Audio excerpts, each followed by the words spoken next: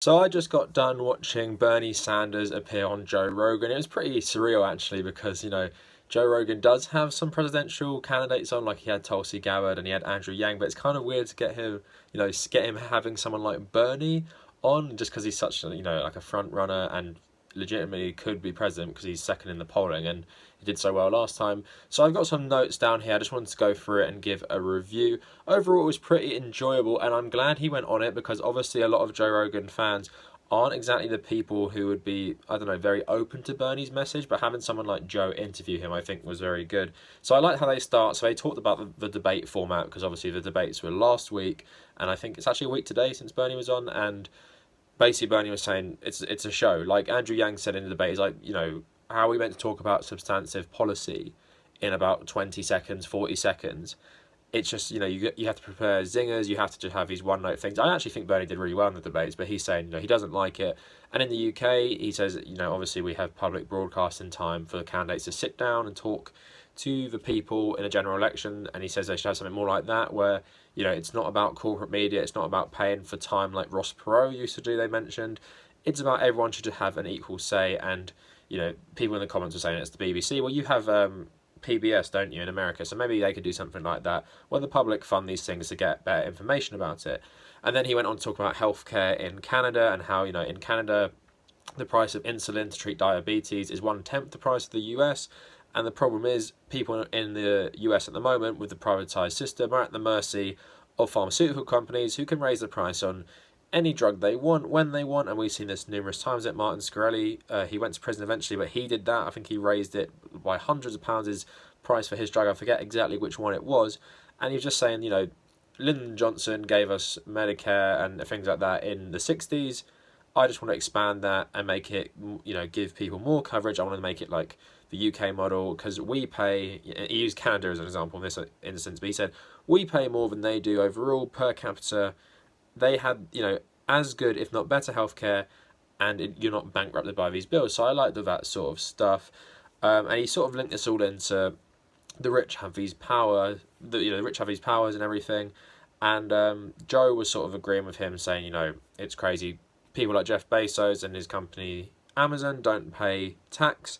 Other companies like Activision actually get a tax credit, and they're one of the richest video game publishers. So then they went on to talk about other things like I think they're talking about the middle class. So Bernie said when he was younger, 50 years ago, you could go to high school, get a decent education, nothing amazing, go get a job, get in a good union so you're protected, and work your way up. Get a nice house, get a car, have a nice family, have a nice life. Nowadays, you can't do that without a university degree, and sometimes even with that, you can't do that. So he's saying the standards have changed. University degrees are, seen as the norm, really. And most jobs, good jobs, want you to have a university degree. And I can attest to that because I have one, and all the jobs I'm applying for want it. I have a master's degree as well, and even that isn't doing me much good. So I totally agree with Bernie then. He's saying, people deserve this opportunity, so he wants to make college tuition free and cancel student loan debt. And he's saying this will be very expensive, but he'll pay for it by a tax on Wall Street speculation. And I think he said the price of his overall program for college would be 2 trillion, and he'll raise about 4.4 trillion with this tax on Wall Street. So that all sounded pretty good. Can we get that in the UK, please? Because even though it's not as bad here, I still have student loan debt.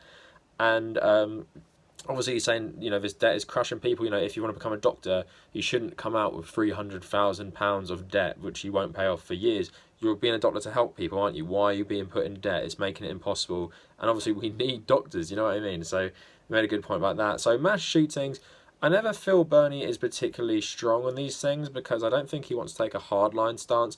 But he did say we should have background checks for everyone, so you shouldn't be able to buy a gun if you've beaten your wife, if you had a violent crime, anything like that. Saying we should get rid of assault-style weapons like they did in the 90s, because that reduces mass shootings in general. And most of the mass shootings recently, I think the last couple major ones, they've all been done with AR-15s. So get rid of them. You limit the capacity people can kill because, handguns, as bad as they are not AR-15s, not as powerful caliber, can't shoot them as quick, can't have as big a mag in most cases, unless you're in certain states where you can buy all this crazy, stuff to attach to the guns. But yeah, that was fine. He says as a good starting place, you've got to do that at least. Something I didn't agree with is Joe Rogan was saying everyone who does these mass shootings is mentally ill. And I just made a video, which I was meant to upload tonight, but I'm going to do that this week, about how we don't treat Islamic fundamentalists the same way as we treat white nationalist terrorists. So, an Islamic terrorist who blows himself up, commits suicide, blows himself to bits, he's not mentally ill. But someone who has a manifesto about white nationalism, about the Great Replacement, about all these things, he is mentally ill for some reason. But the Islamic jihadi who blows himself up for Islam is not ill. Do you see the weird thing here? And then Bernie didn't really challenge this, and he kind of jumped on it saying, yeah, it is a mental health issue. Whatever, it's one point I don't agree with. If politically motivated terrorism and things like that, I don't think you have to be mentally ill. Were the IRA mentally ill? No, they weren't. They killed loads of civilians as well. So I don't really like that argument at all. But Bernie was saying it's a mental health crisis. People get PTSD from surviving these shootings, and then they can't see therapists and stuff because the healthcare is so bad and the availability is poor. But also you have to pay loads of money for it. So he's saying part of Medicare for All will help people recover from these mass shootings. And they went on to talk about marijuana. And Bernie's main point was basically about the criminal justice system. So loads of minorities are in prison for stupid stuff to do with marijuana. Remember, I made that video about how Bill Clinton and Joe Biden are responsible for the 3 strikes and you're out, where if you get caught with marijuana a third time, some sort of marijuana offence, you go to prison for life. So I wish he touched on that a bit more, but Bernie doesn't really like to be like an attack dog, but he just said, it's crazy now we have corporations advertising on billboards selling you this drug, but, people are still in prison for it, and in some states it's illegal. So he's saying federally they should legalize marijuana, decriminalize it. He didn't want to decriminalize all drugs, which I think he should have looked into a bit more, because I'd like to hear him, because Joe was making a good point in this instance, saying a lot of these drugs are still illegal, so it fuels illegal cartels and everything like that. But Bernie didn't really tackle that one. He linked it more to general poverty of the economic system, which makes people turn to illegal drugs, which does have it is in terms of reality, this is what does happen. But I think drugs aren't always about social standing. A lot of addicts and stuff aren't necessarily poor, but obviously I understand a lot of them are poor, and as a result of the poverty, increased usage of illegal drugs goes up, and alcoholism to really an escape from the hard life they have. So Bernie was also saying for his administration, he wants to get a lot of the best people in, which pretty fair statement.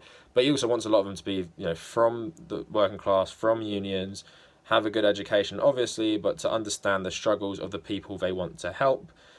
He ended this whole thing talking about climate change. So he says, obviously, need to tackle the fossil fuel industry. I would like him to maybe link it to some of the political candidates running against him, like Beto O'Rourke, who takes a ton of money from them.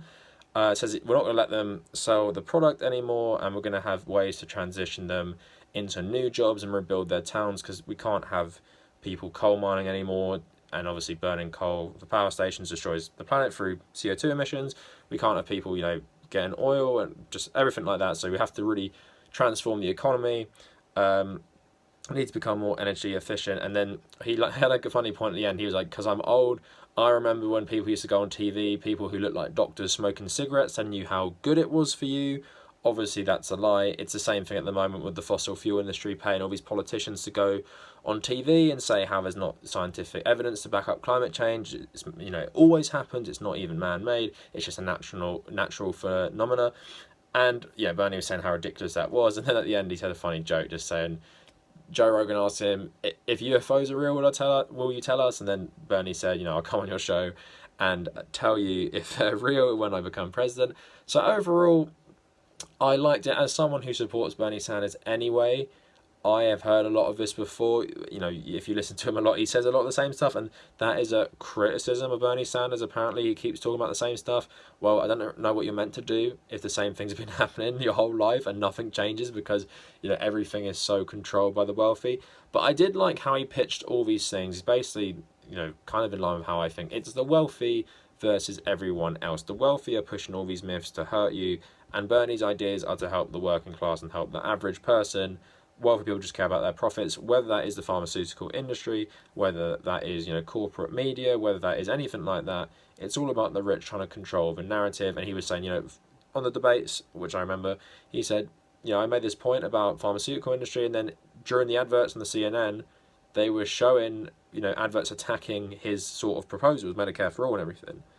And you can see people like John Delaney, who used to be a CEO in the pharmaceutical industry, phrasing it as, a choice. People like their private insurers. They don't want all this other stuff. Well, it's obviously framing it as a choice is never, you never trust anyone who does that, because it's not a choice. You don't have a choice. You just pick the insurance you can afford and hope that it's not too expensive, and maybe hope they don't raise the price so you'll die without it. 30,000 people a year die in America without healthcare. I don't see how Bernie's proposal is so radical, because even Cuba, a really poor country, has universal healthcare. The UK, we've had it since 1948 when we were on our knees from World War II.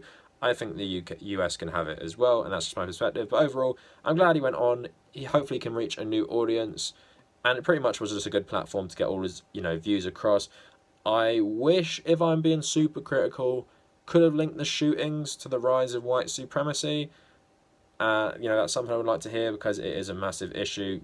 The rise of white nationalism, militarism, and just how much it's spread in recent years. We always talk about the threat of Islamic terrorism. Well, in America, white terrorism, white nationalist terror has killed way more people than Islamic terror since 2002, obviously after 9/11. And I would like him to address that a bit more in terms of the gun stuff. And, I already made that clear in the video that I don't believe it's a mental health issue as much in certain cases as it is this political issue and this political ideology gripping America and gripping a lot of the different parts of the West. But anyway, sorry if that was a bit rambly. I did it in one take, and I'm recording on my phone instead of my camera because I just wanted to get it out tonight. And I know if I filmed on my camera, I'd have to edit, and then I'd have to render it, so I wouldn't get out for another 2 hours probably. So let me know what you guys think in the comments. Let me know if you watched it. What did you guys think? It just came out, so if you've got to the end of this video and you haven't watched it, go check it out.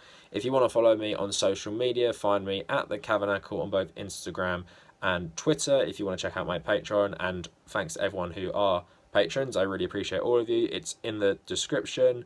If you want to check out some of my writing, it's just The Cavernacle WordPress. And stay tuned this week for a couple more videos. I'll try and get one out hopefully Thursday and Saturday, but we'll see how it goes. And if you made it this far, thank you for watching.